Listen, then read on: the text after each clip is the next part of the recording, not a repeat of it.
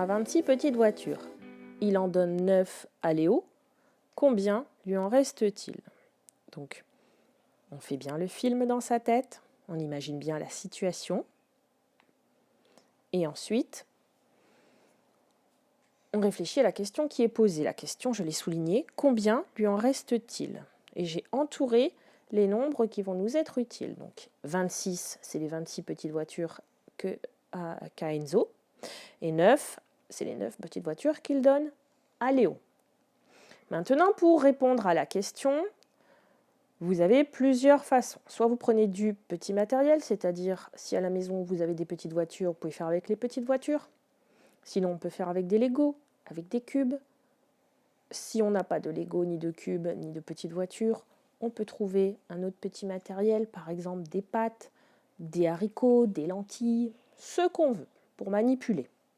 Ou sinon, on peut faire comme en classe, on représente par un dessin la situation sur l'ardoise et ensuite on cherche le calcul qui correspond à ce qu'on a dessiné et on fait la phrase, on écrit la phrase qui répond à la question. Je relis la phrase, combien lui en reste-t-il?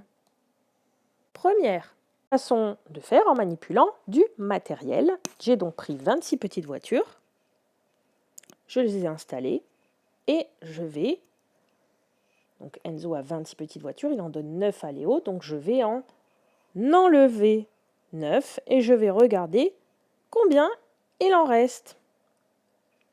Autre façon de résoudre le problème, c'est de faire un dessin sur l'ardoise. Donc on ne va pas dessiner 26 petites voitures, ce serait trop long. On va représenter les petites voitures par des bâtons ou par des ronds. Donc moi j'ai dessiné 26 bâtons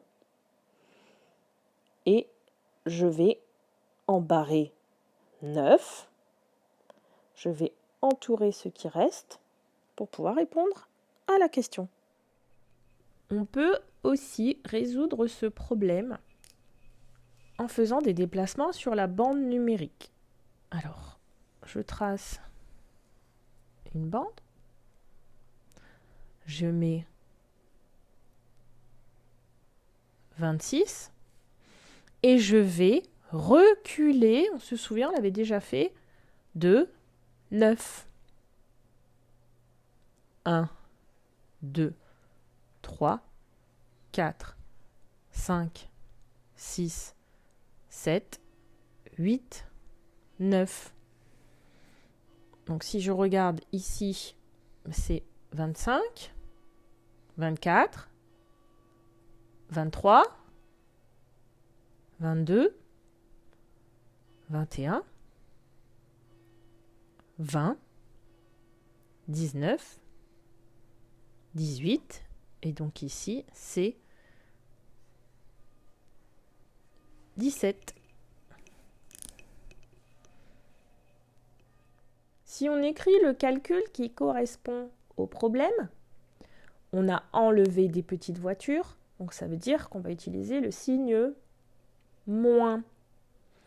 Donc, je vais écrire 26 moins 9, on a enlevé 9 petites voitures, égale, il en reste 17. Ensuite, on va réfléchir à la phrase qui répond à la question. Je relis la question.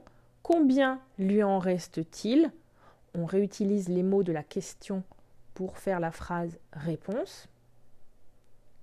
Vous mettez sur pause, vous cherchez la phrase réponse. Et je vous donne la correction. On va écrire il, lui, en reste 17. Ou alors on peut aussi écrire il lui reste 17 petites voitures.